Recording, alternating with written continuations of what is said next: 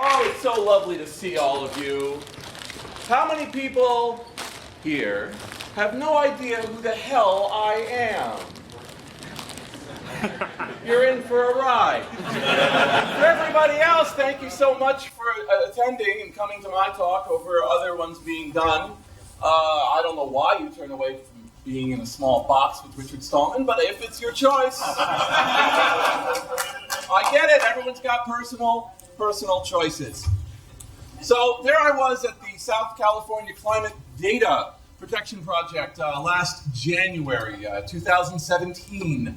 That's a little event of climate people who were working together to try to save the objective observed data of actual real climate change in the United States and the entire country, and a concern that was valid and real, and which time has proven that much of that data is probably at risk and efforts will be made to remove it from public view. They brought me in to talk and give consultation and generally be a problem because I work for the Internet Archive, archive.org.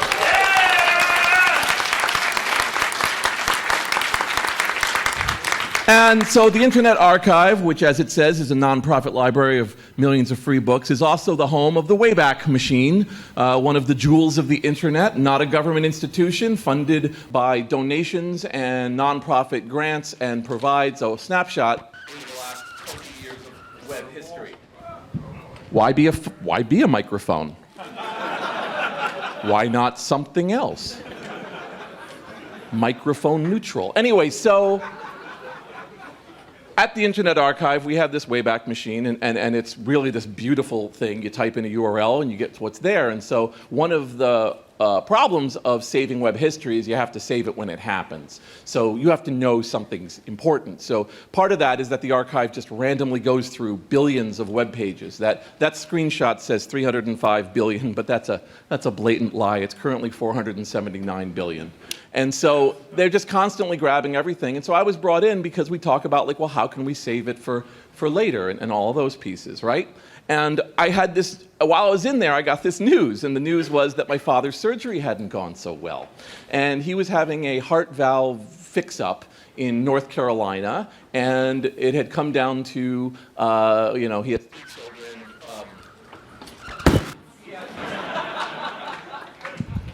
He has 3 children. One of them was sick. One of them couldn't get out away from his job, and then there was me. So I offered to be the guy who would come down. So I flew basically from California right to my house in New York and flew immediately with no warning to spend a few days with my father. And the convalescence was extremely difficult because they had nicked some things inside and he was being treated. And when you're taking care of a parent, it takes a lot out of you, and you want to be there, and you have to be there all the time, especially if you're worried about the production and amount of a hospital. And healthcare is difficult. It's a matter of like great highs, crushing lows, lots of profanity out of your family, and generally getting it due. But the archive is an extremely great place and has wonderful.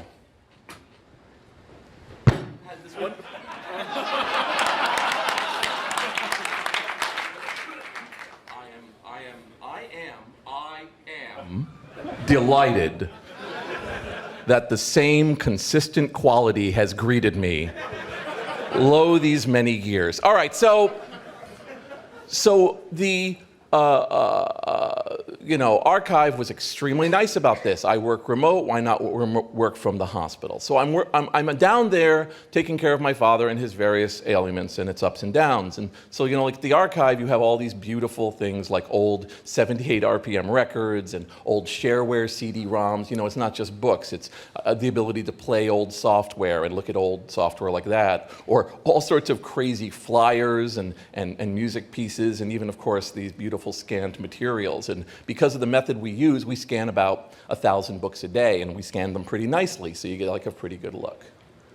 So there I am taking care of my dad, and it's supposed to be for a few days, but it turns into like a week and a half. And now I'm like, oh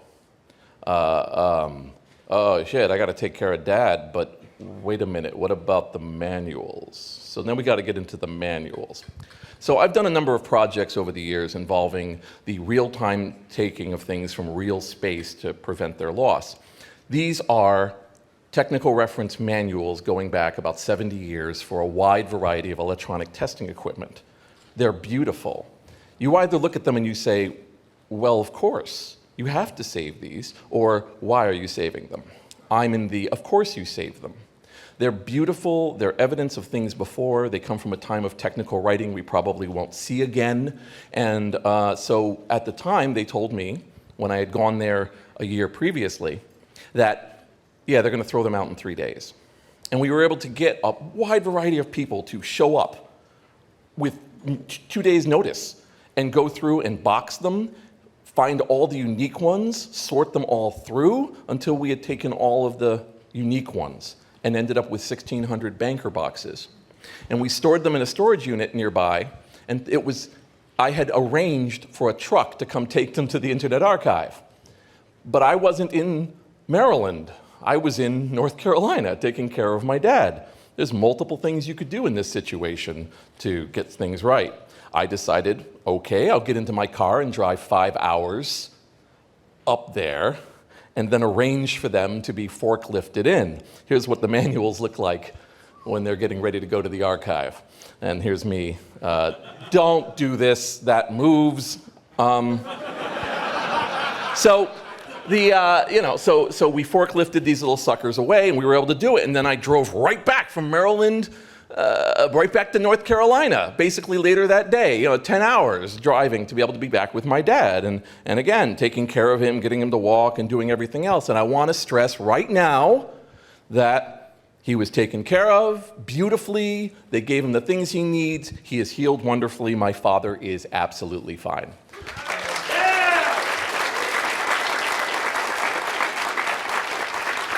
So on the last day I was there, though, I had run into another problem, which was, oh shit, I'm going to Australia on Saturday, and it's Friday, and I haven't booked a flight, and I'm sick. Like, I'm feeling sick. I've got like the flu or something. I don't feel well. So what does Jason do? Jason goes back to the hotel room. Jason gets all of the linens that are in the room, stacks them all up on a bed. Jason gets into the pile of linens and items on one bed, turns off all the lights, drinks half a bottle of NyQuil, turns on endless Bill Burr comedy routines, and goes to sleep for 6 hours to sweat it out. I recover, feeling good, and take a plane that I was able to book, land in New York, and 1 hour and a half later am on a flight to Australia. So I'm going to get to go to Australia. All right. With a stop off in Dubai with the ridiculous McDonald's Arabic, which still looks weird to me. And then Haagen-Dazs, even more weird. You all know that like Haagen-Dazs is a totally made-up word, right? It was created in New Jersey to sound Danish. All right, so I go to Melbourne, everything's awesome. I've got 2 wonderful things I'm going to do. I am going to speak at an event about copyright, and I'm going to host something called White Night Arcade Fun, where I'm going to host a night of arcade playing for 4 or 5 hours. Both these organizations have brought me in, Acme and Museum Next. All right? And then I had a heart attack. An actual heart attack. It had blocked part of my heart. So that line on the left is supposed to be a lot longer than it is. So something's in there killing me. They told me later I would either have died instantly or not, but almost. But anyway, so Melbourne's a lot of fun because, you see, I don't know I had a heart attack. So I'm going around to this place and I'm looking at all the you have to see, by the way. The graffiti of Melbourne is a wonder of the world, right? And I'm working on my talk, and I've got a really cool rental place right near the talks, and I walked 16,646 steps. I am an overachiever, as was already indicated. My talk was called Mad Facts Among Copyright Fury Road. It was basically a warning to Australians that if they adopt the American regime, it will be a wasteland of misery and sadness. And it was to a collection of librarians, and so they were not expecting me to do the same thing on stage when I gave my speech. So people know the trick of like what this particular, people know what this is, right? That this is actually like silver cake mix. So I got silver cake mix and sprayed this shit. It turns out silver cake mix has a very distinct smell, which the first 4 rows of this place apparently smelled like a cake for the rest of the thing. And I pointed out these kind of things, that there's going to be no copyrighted works reverting to the public domain in America from 1999 to 2018. I said, if your job is to give a list to your institution of all the new copyright works that are falling out, take that job. Because every January you can go, none. I want to point out again, I'm having a heart attack. I'm having a heart attack on stage. I then hosted this event. And this event was basically a thing, I don't know if people know of this, there's this beautiful thing created by Bennett Foddy, who makes that other fucking game that I hate, frustrating the fuck out of yourself with Bennett Foddy. And he created this arcade thing, which allows you to play remixed MAME versions, and you compete with people. You get 15 seconds to like play this game, 15. And I was up there, and I asked for a stool, because I wasn't feeling well. So I am up there doing a presentation for 4 hours and annoyed at how tired I am. So I'm drinking Red Bulls to fix that. So I did that, right? And they gave me the things. And the next thing, I had this lovely dinner at the top of one of the finest restaurants in Australia with a lovely lady. We had it, as you can see from the 2 pieces of wood, it's great food. This would have been a fine last dinner. So again, visiting Melbourne, had a lovely time, and again, at some point, I stumble and hit the sidewalk. I remember this. And people helped me up, and I was like, what the fuck is wrong with me? I am so tired these days. I must be getting old. So here's how your life is saved. You don't get to sleep after a week of having your heart attack, but you don't know that. You walk 2 miles to a clinic. You go to the clinic and the guy says, like, here's some Maalox, because a lot of guys, whatever you've got, it's either hard or not, and here's some Maalox, try it. Nope, doesn't work. Okay, I know a cardiologist buddy. So I go to the cardiologist buddy, and his name is Dr. George Lytle, and he measured me for 20 seconds, and everything else was millions of dollars equipment verifying what he had heard. And he's like, yeah, you can't get on a plane the next day or 2.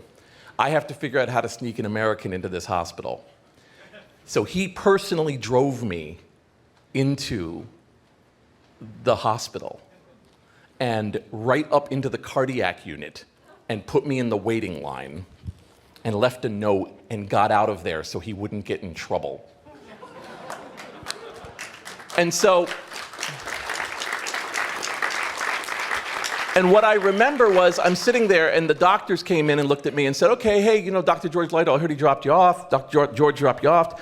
Let's do some research, and maybe tomorrow we might have to do a procedure. And I was like, oh, so like the note says. And he was like, what note?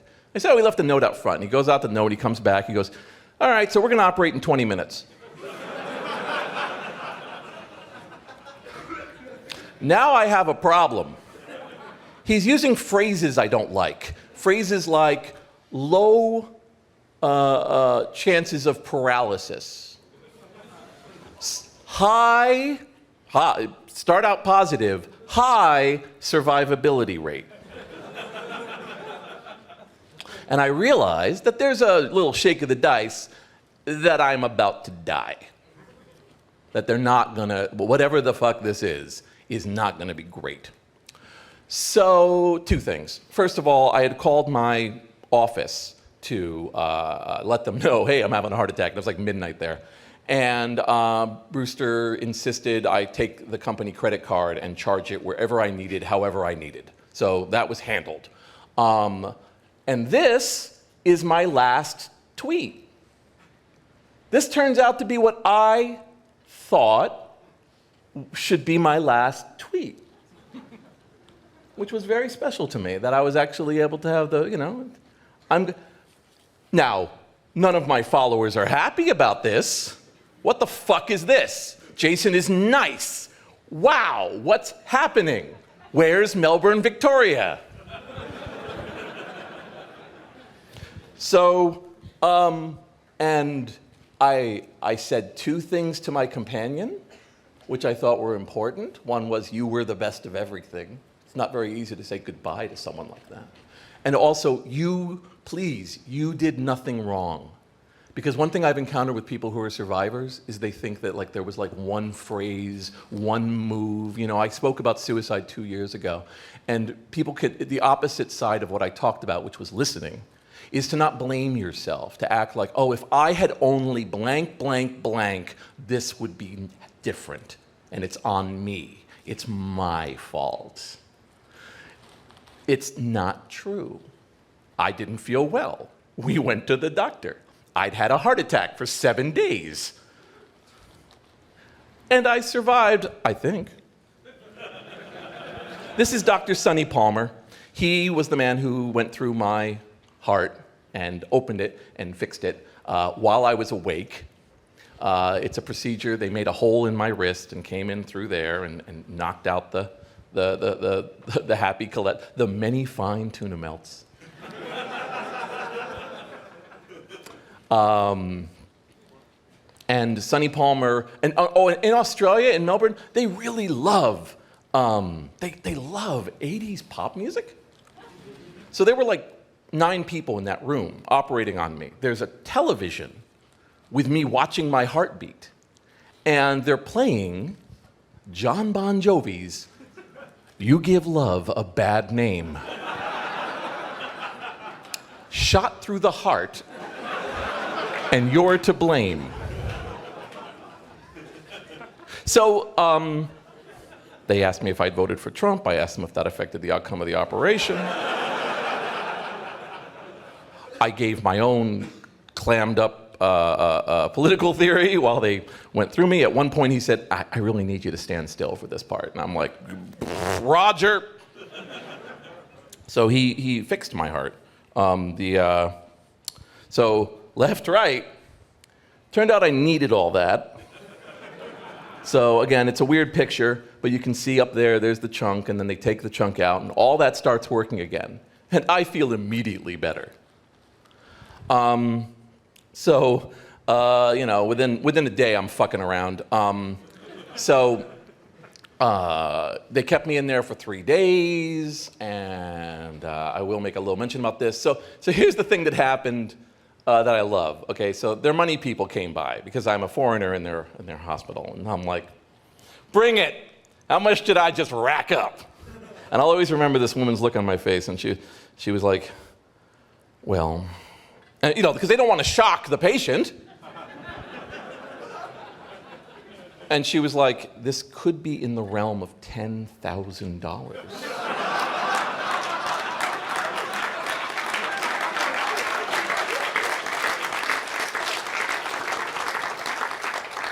And I was like, I could walk into an emergency room and borrow a fucking Q-tip in America, and that would be $10,000. So it was great.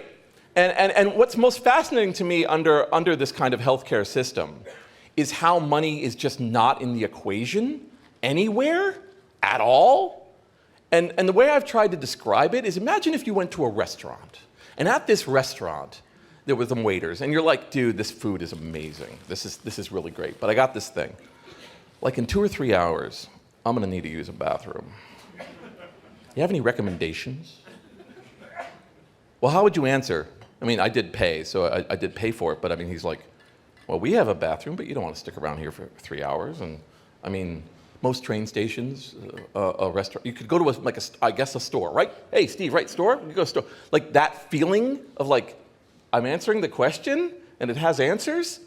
That was how they were. I'd be like, so how much is this costing? They're like, I've never seen a bill. One thing that fascinated me was at one point I said, yeah, it can't be worse than treating a gunshot. And he's like, I've never operated on a gunshot. And I'm like, what? Has anyone here operated on a gunshot? Nobody. I just kept asking this. I'm like, have you ever operated on a gunshot victim? Nope. Nope. Nope. Okay. Now, I will actually say that what I did discover later is that they actually deal with a lot of like, dude drinks way too much at 2 p.m. and hits a curb. So they do have trauma, just a different kind of trauma. So now what? Right? My life is different. And I will say right now, so you're not worried, I am 100% recovered. I went to, I have a doctor at Mount Sinai who checks on me every 3 months. He says I'm as good as can possibly be. I've got no lingering damage. I'm not in any way, I'm better than I was. I take 6 different medications for various aspects of this. I have a stent right here, a little tiny metal thing that just says no and just lets it stay open. My final bill, by the way, was $16,000, of which 6 was the stent. So the rest of it was 9 medical professionals, operation, and the thing. So that was an easy pay. I ended up paying back my work for the thing, you know, so, and thanks to the podcast, which some of you listen to, I don't owe any money from that. So I don't have any medical weight on my heart, and I am fine.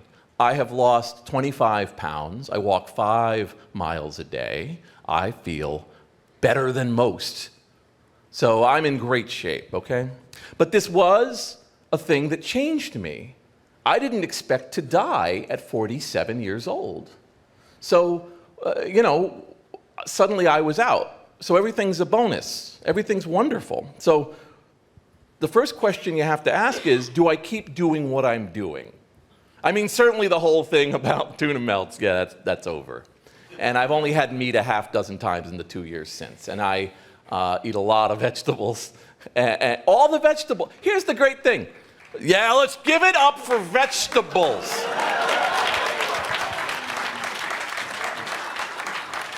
That was great because that was like giving them all an audition again.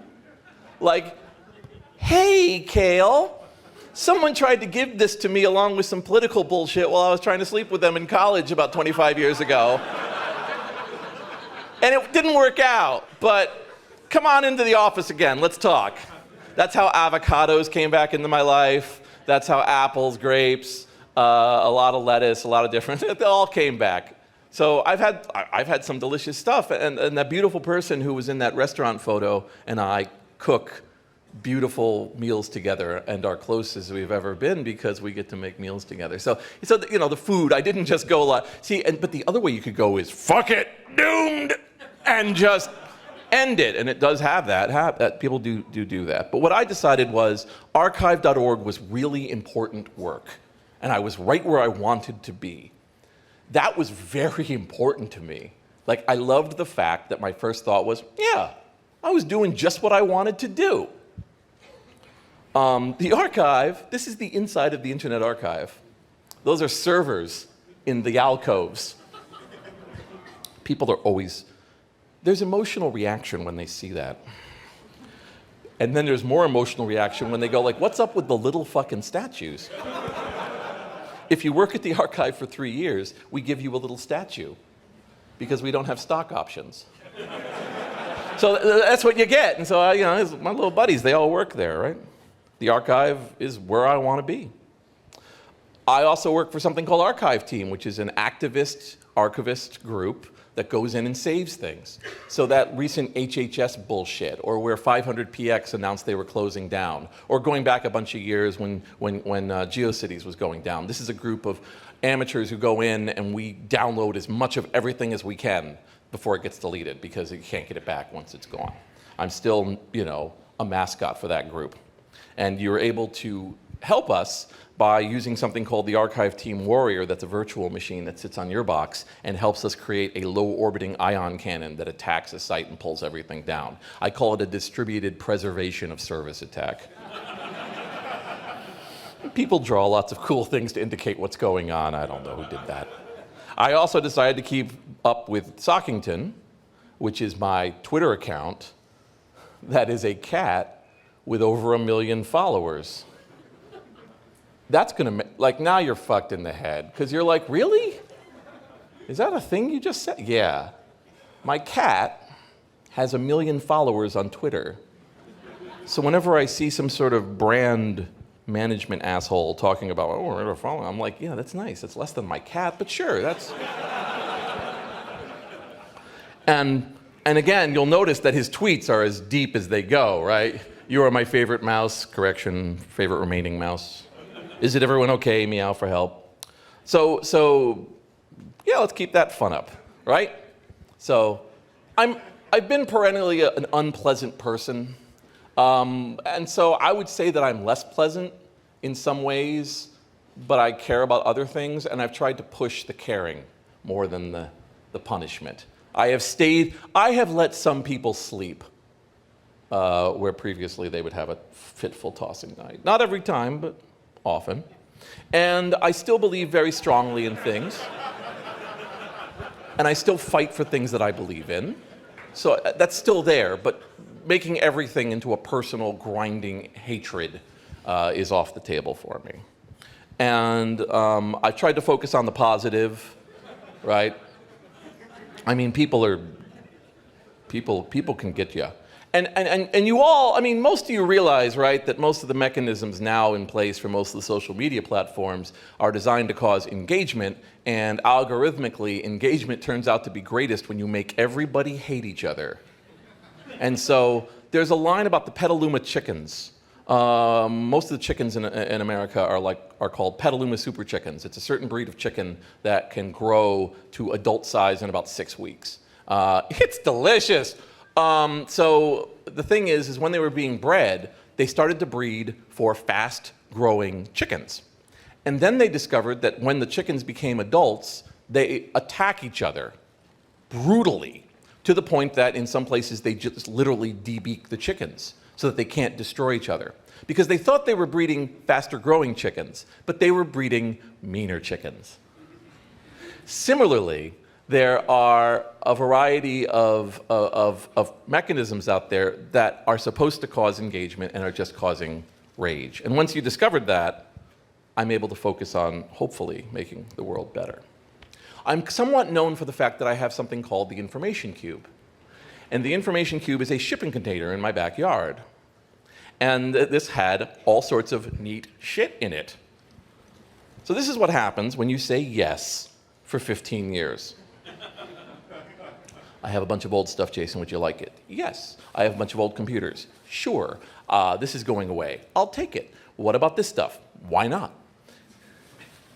You'll end up with 40 by 8 by 8 of computer history. And it doesn't always look this clean. So, 4 months after my heart attack, I proceeded to pull it apart. And what I started to do was talk to institutions, because I realized if I had died and my 4 or 5 closest friends, tears in their eyes, walked into this horse shit, whatever love I had built up over my life would burn like a wax candle in a furnace. And they'd be like, that motherfucker saved phone bills from when he was 20, and he mixed them in with a one-of-a-kind Sun prototype. This is kind of neat. The 400th version of it isn't as neat. Why? Why, Jason? Why?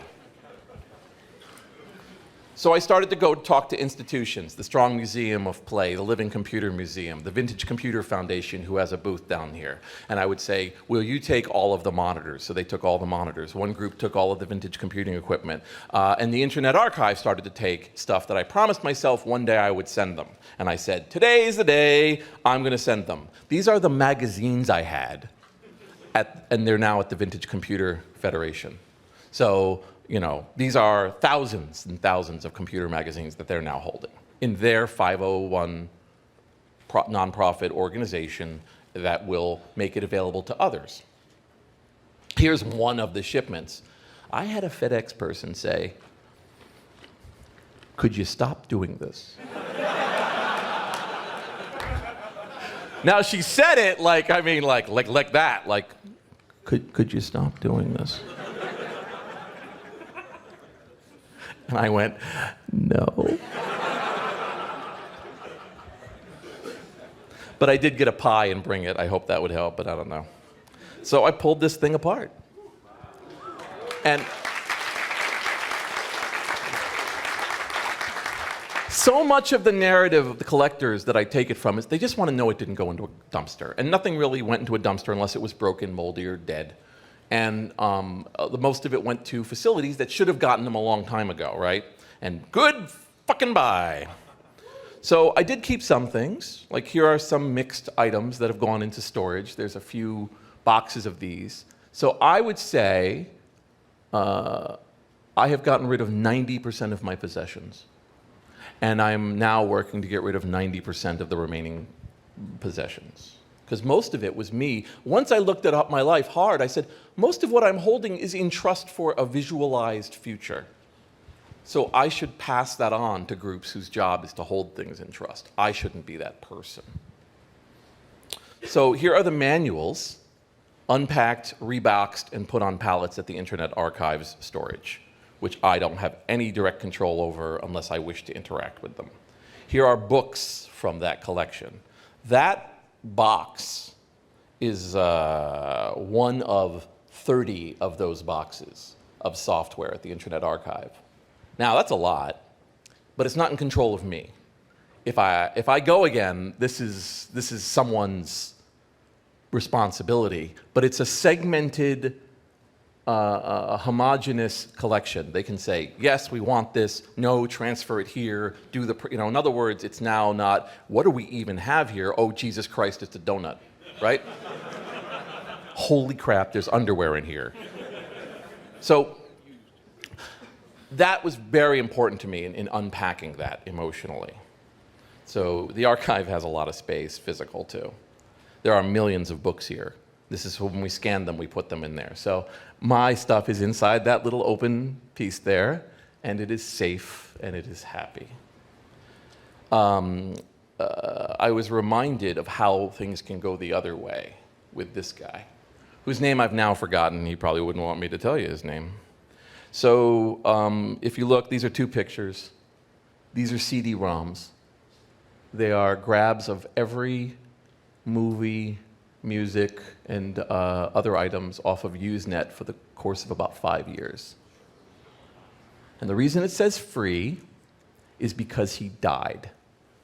And they moved his stuff to the basement. And said, And one guy, because now I'm known for this, went, surely Jason Scott wants this. Not knowing that he's got fresh, new, shiny Jason Scott is magic Jason Scott. But okay.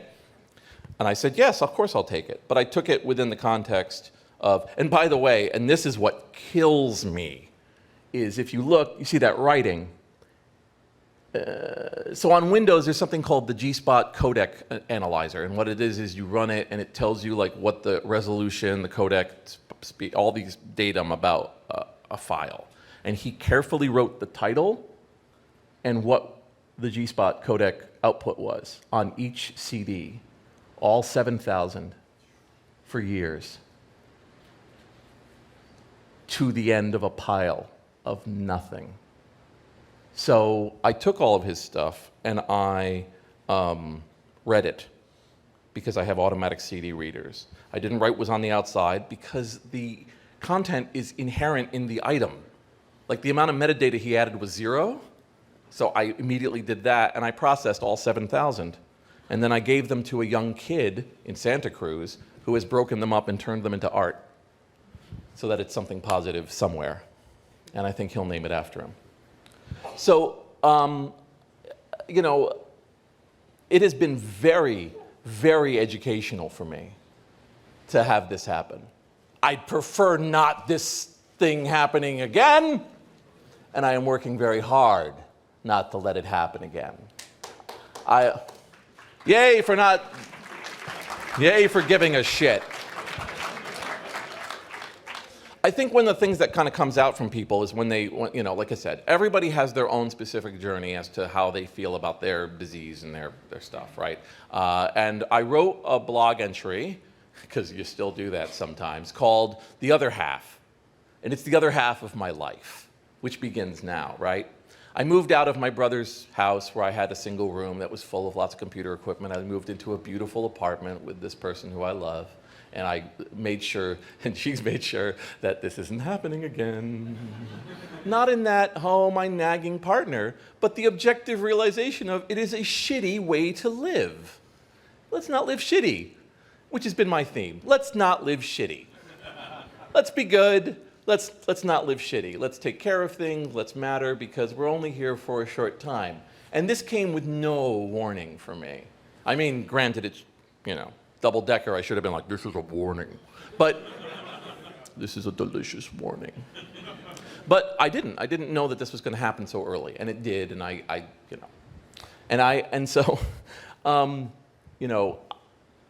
I've always cared about computer history, about the stories of people behind them. I've done a number of documentaries. Of those documentaries, there's been so many people who have been lost from them now, a dozen plus people, and I have full recordings of them, and I put it up on the archive. This slight bummer of finiteness, to me, can be a learning experience and focus.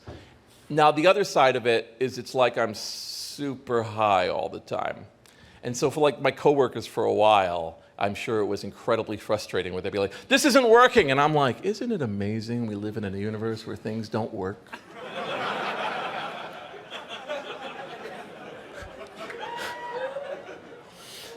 So, like, what's happening right now, this little controversy on the Twitters, on a platform designed to cause controversy, that the Hope Conference is not handling things right, or that this should be that or that, I'm looking at it as like, oh, people are disagreeing. Wow. Isn't it neat how we disagree? So again, take that with a grain of, Jesus Christ, what's with this fucking guy? Don't worry, I don't go to church and I don't wear anything. But there's I have this strong belief that, like, in the realm of things, people have been really amazing. People, I started a podcast called Jason Scott Talks His Way Out of It, which was meant to raise money to kind of pay off some old debts I have. And it has been fantastic on 2 levels. I've done 33 episodes, each of them about a half an hour, and they talk like this. And I have been digging deeper and deeper with every episode. The initial ones were hilarious stories of meeting old people and doing weird shit, and some of them were about the technology. And then over time, they're becoming about, like, well, people call me an amateur, and what's an amateur, and what does it mean to have mystery, and where have I been alone, and where have I built rage, and everything else. So it's been wonderful to kind of do that kind of self-reflection. So that's kind of where I am right now, right? I'm happy. Here I'm in Iceland. I'm living well. And so if anything comes of this talk, please, if anything is entertaining or whatever, please enjoy the moments you have, because it comes and it changes so quickly. I'm dedicating this talk to my friend Dan Selda, who tweeted to me this the fucking day on February. And in April, you see me say, thanks, pal. Sorry we didn't get a chance. Because a month or so later, he laid down waiting for dinner on a Sunday, and he didn't wake up. No warning. He just died.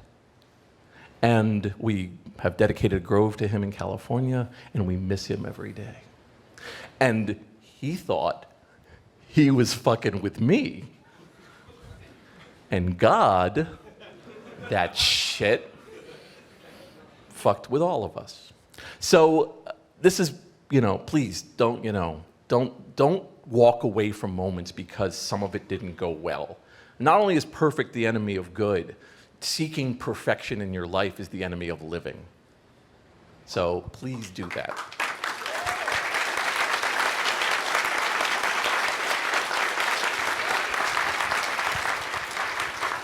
I'm not taking questions.